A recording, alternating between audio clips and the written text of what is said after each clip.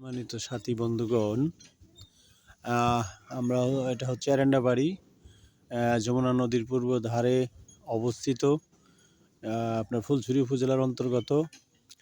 এটা সম্পূর্ণই একটা চর অঞ্চল এবং নদী বিচ্ছিন্ন এলাকা। এখানে প্রতি বছরই বন্যা, খরা, নদী ভাঙ্গন একেবারে নিয়মিত ব্যাপার।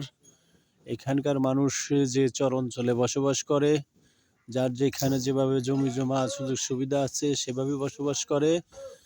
সবচেয়ে মজার বিষয় হচ্ছে যে এইখানে যে আপনার রান্না বান্না করার যে খড়ির দরকার বা লাকড়ির দরকার, তার মধ্যে একটা হচ্ছে যারা যারা গরু বাছুর পালে তাদের এই যে গোবর আমরাকে যেটা বলি, এই গোবরকে এইভাবে মিনিমাইজ করে প্রক্রিয়া করে শুকায়ে সেটাকে সংরক্ষণ করে পরবর্তীতে সেটাকে লাকড়ি হিসাবে ব্যবহার করা হয়।